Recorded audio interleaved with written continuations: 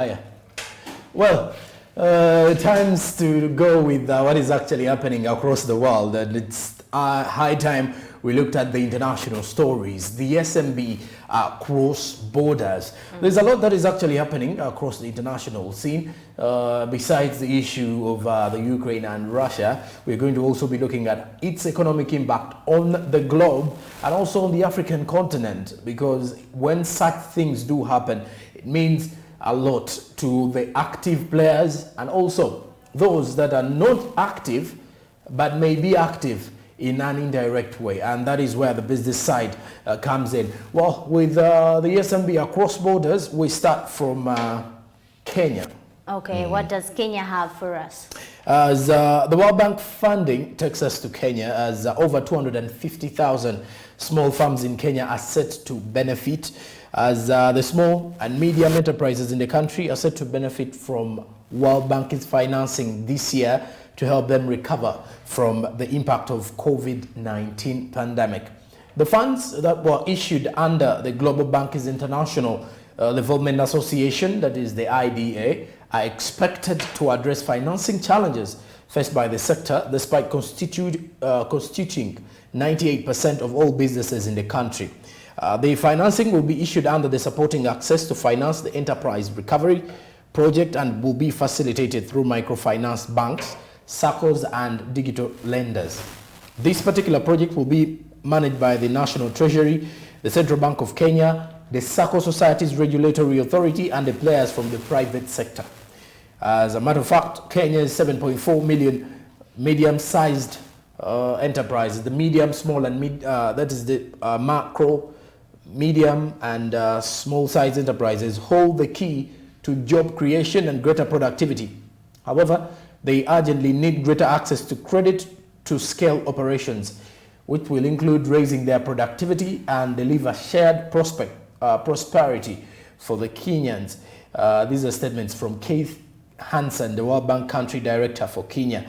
Now, the IDA's annual commitments have averaged about 29 billion US dollars, which is about 3.7 trillion Kenyan shillings over the last 3 years to 2021, with about 70% going to Africa. So the funding will be targeting the small and medium-sized enterprises. Over 250,000 farms will benefit in Kenya. Lucky them, at least they're looking at that. But one thing I like about this is that they will be getting at least at a most favorable percentage for small and medium enterprises.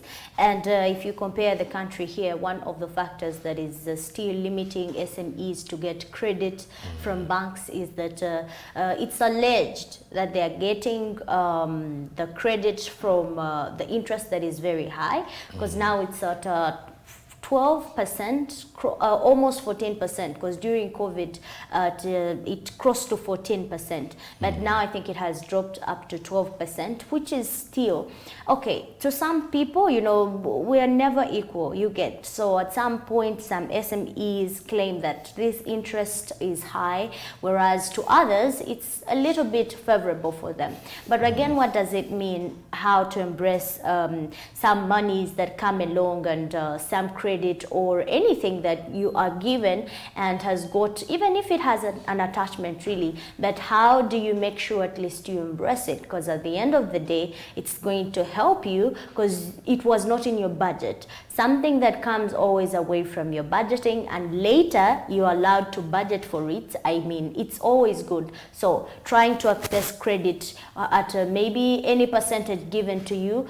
Take risk as an entrepreneur, as a business person. I agree you should take risk, because at some point you never know what you're going to make or what you're going to make at the end of the day that will actually help you, unless you have something to add on around there.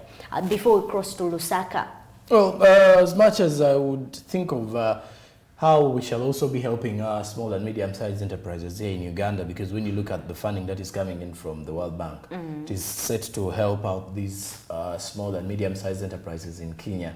So I hope that even our business, let's say the trader community, can as well tap into opportunities once they arise in such a nature. But again, you just reminded me of something. If, for example, if I'm an SME in Uganda, if I'm a trader in Uganda, some people bound to have friends doing business in Kenya.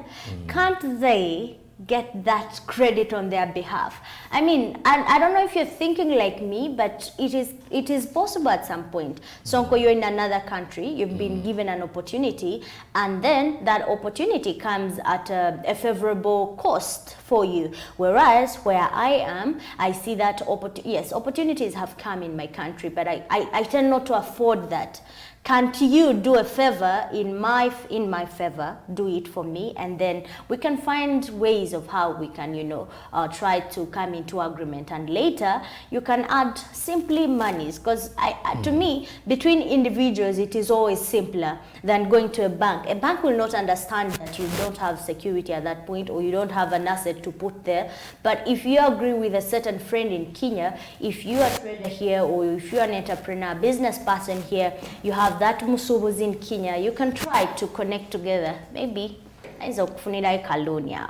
but moving forward, let us now look at Lusaka, where Tanzania Port Authority's delegation towards Zambia to market Tanzania's ports. Now, the Tanzania Port Authority, TPA, dispatched a powerful delegation to Zambia in strategic effort to promote the service it offers in all its ports. Now, led by the Tanzania's envoy to Zambia, Hassan Simba, who represents the permanent secretary in the Ministry of Works and Transport, the delegation is expected to highlight success and new developments recorded by the Tanzania Port Authority. And also the delegation is expected to be conferencing and open by Zambia's transport and logistic, that is the minister there, Frank Tayali. The event brings together transport sectors who handle cargo from Zambia to other ports of the globe. And during the conference, Ambassador Simba assured that participants that government from President Samia Suluhu Hassan have also made major strides in improving Tanzania's port service, including major investment in the modern equipment and also machinery. All this is increasing the quality of the service around the ports there. But he says that improvement in services are all major ports around major ports in the country will be meant to benefit Tanzania and the neighboring landlocked countries which depend on the country's port, including Zambia, which is one of the transit markets served by the port of Dar es Salaam. The market is served by the Dar es Salaam corridor, which is also a multi-modal corridor with road and Tazara railway.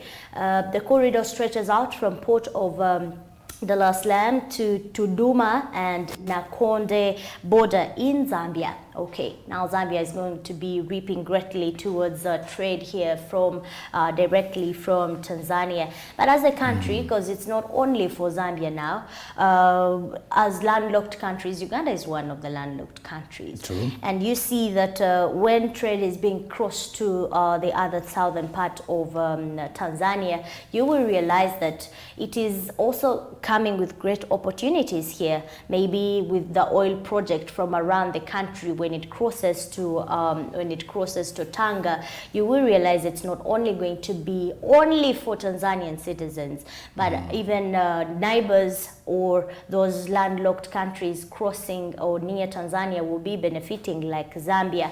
So it's not just a trade deal, but this comes with a lot of opportunities for the two countries. So I just wish them a good luck. And as a country here, we also expect great delegation and dedication towards trading with our neighbors. Well, and speaking of which, you can see that Tanzania is now looking at a market as well. I remember we now have market for our milk products in Zambia, by the way. It started last year.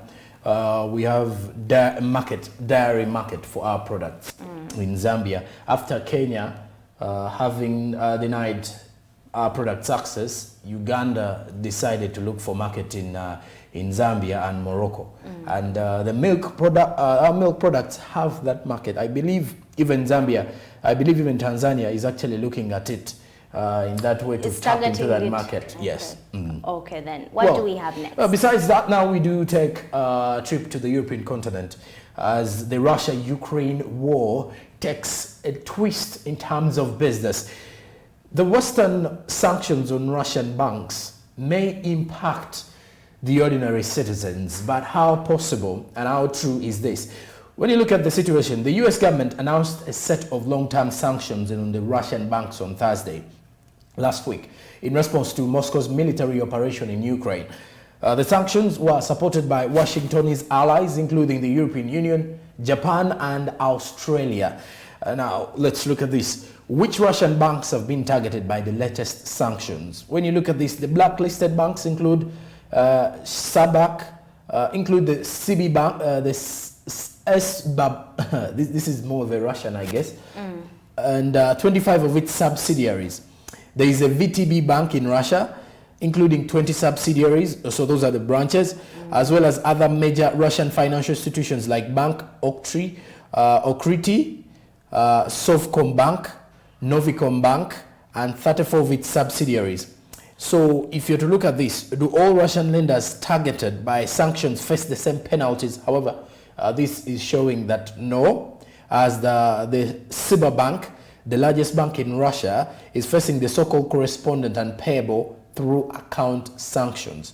The new penalties restrict the lender's access to dollar-denominated transactions. However, the White House admitted that Cyberbank is heavily connected to the global financial system. Let's look at this now. What has been the reaction of ordinary Russians? There have been queues at ATMs across Russia, according to the data revealed by the Russian Central Bank, as demand for cash among individuals and businesses has soared to the highest levels since the end of March 2020, when we were heading into the lockdown, where people had to rush to get some money.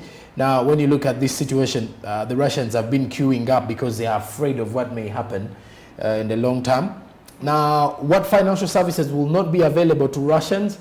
Now, cards issued by VTB Bank, Bank Okriti, there is Sovcombank, and Novicombank will not work with services such as Apple Pay and Google Pay.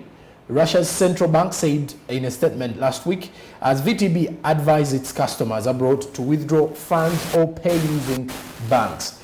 Now, will the sanctions affect bank card usage inside and outside Russia? These penalties won't target the Russian-based clientele of the sanctioned banks. However, all United States financial institutions are required to close any Cyberbank correspondent or payable through accounts within 30 days, as well as to reject any future transactions involving the lender or its foreign financial institution subsidiaries. So will Russia be disconnected from SWIFT? So these are all details to do with the banking institution. Western countries still haven't announced plans to cut off Russian banks from SWIFT, as Washington didn't rule out blocking Russia's access to the international payment system. But some European countries did not support the idea because the move would not only hit Russian banks, but would also make it tough for European creditors to get their money back. They also noted that Russia has been developing an alternative payment system in the long run. So then lastly, should the Russians be concerned? And why should the Russians be concerned? Basically, when you look at what is actually coming up, Russians should not be concerned. The sanctions will not affect bank transactions for clients in Russia, and domestic lenders will continue to provide services without restrictions, the central bank did say, the Russian central bank. However, using cards abroad or paying online in stores registered in countries that support the sanctions will be impossible. So for Russians to actually carry on with activities to do with business and all that may be impossible, most so in European countries and other countries that are supporting these sanctions on Russia. The central bank assured the public that the country's financial institutions have a clear plan of action for any scenario, so they should not worry. Isn't that what always countries have to tell its citizens whenever there is, conflictions, whenever there are sanctions, whenever there is disagreement around the country, whenever there is political instability, authorities tend to come out telling civilians, telling citizens that, you know what, this is just for a very short period. It's going to be normal. Not until yeah, it becomes serious. It just, it comes wild at some point.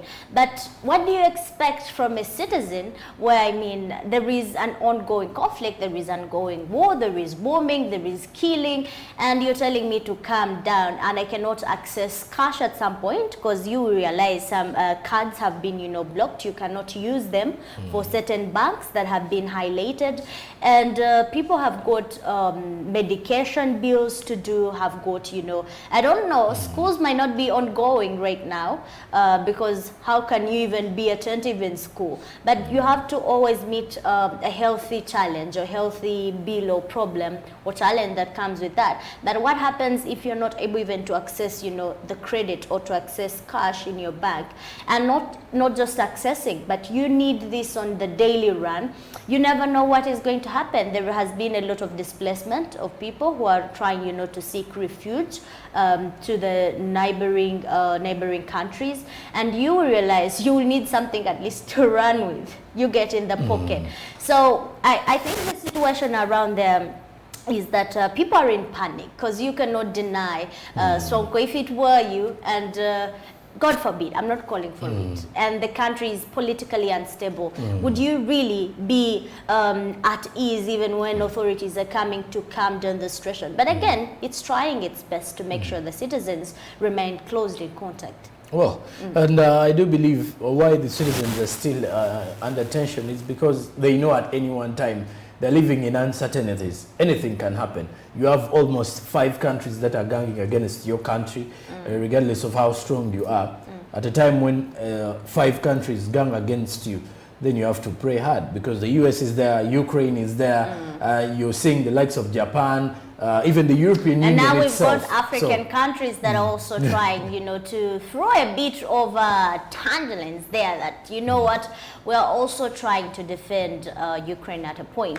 But I mean, when you're seeing your parent being squeezed in the corner, should it worry you that much that you've got no hope of rescue? There should be hope, but then you have to be worried because he's the person who has been your shield. When your parent has been your shield for all the troubles that you've been facing, then you will have to actually live in uncertainties at a point. You will be scared, worried, thinking that maybe something is going to happen to you. Very well. And you have to stick around with us because we're going to bring to you, wouldn't you want to know really how this particular war here, conflicting between Russia and Ukraine, is going to be affecting the world economy? We have got an expert coming up shortly, so do stick with us, and we'll be interacting more on that. But moving on about the Russia bans on British Airlines in its airspace. This is also how business gets affected there. Now, the British Airlines have been banned from landing at Russia's airport and also from crossing its airspace, the Russian civil aviation regulator indicated around there. Now, Russia said that the move was a response to the unfriendly decision by the UK aviation authorities on Thursday, and also the UK banned Russia National Airline Airport for landing British and also measuring a part of the sanctions around there, introducing the following on Moscow invasion on Ukraine. Now, the UK Defense Secretary Ben Wallace told the ITV that he thinks that it's a retaliation for, as of yesterday, 2 days back, was banning the air fleet from using the landing in the United Kingdom, and that was a tart response around there. But the Russia Civil Aviation Authority, Rosaviasha, said that that was taken as a responsibility, a response of unfriendly decisions by the UK aviation authorities regarding the restriction on regular flights and aircrafts on to leased or operated by any persons associated with Russia and registered in Russia. But the British Airways normally operates the 3 flights per week, each way between London and Moscow. Following Russia's announcement, the Virgin Atlantic also said that the flight paths have been adjusted for some of its services between the UK, Pakistan and India. But the flight times on these routes will be extended by between 15 minutes and an hour. The Virgin Atlantic apologized also for the delays, adding that the safety and security of their customer and people always comes first, but they are monitoring closely the situation in Ukraine and Russia extremely carefully following the escalation of the conflict. The Virgin Atlantic cargo only flights between the London Heathrow and also Shanghai, but which normally operates 4 times a week, have also been suspended. Ooh. What a pause during the travel, what a pause on the travels or passenger, movement of people and services or goods and services or any producers around there.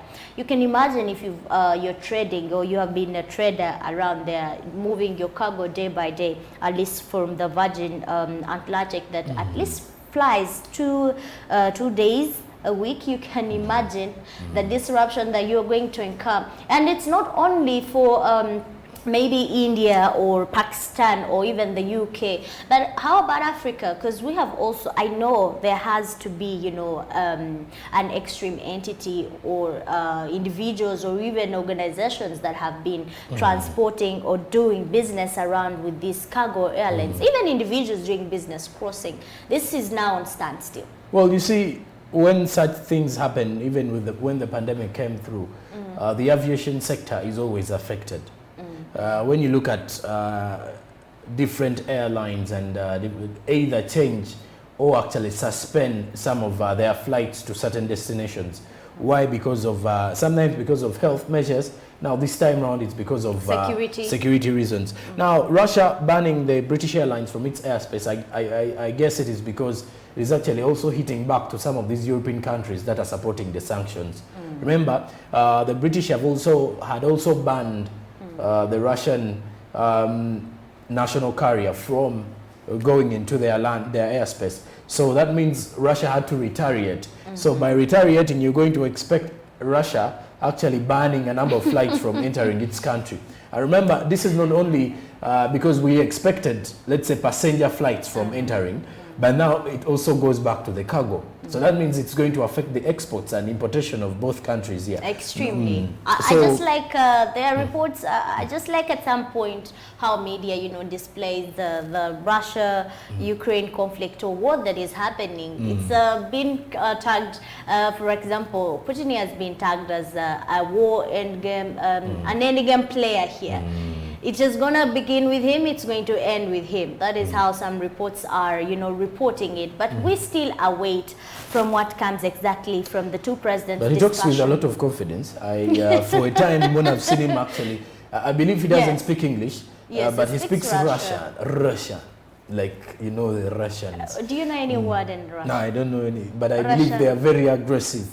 So he speaks with a lot of confidence. That still beats me off to a moment whereby you're seeing countries and his natives are actually under panic, and him and his soldiers are speaking with a lot of confidence, even with the fact that reports are coming up and there's a lot of belief that he started this, and like you say, it has to end with him.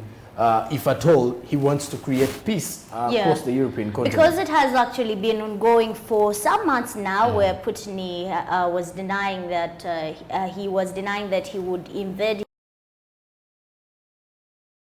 his neighbors, but on a peace deal that did not work out across the Ukraine borders in the northeastern and south, a number of dead claims around there.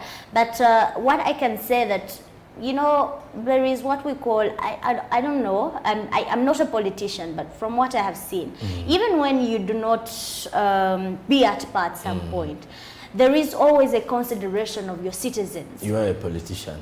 You ask me why. You see, every politician says, I'm not a politician. So every time I hear someone saying, I'm not a politician, I know that is a politician. I'm a political analyst. I'm a political analyst, maybe.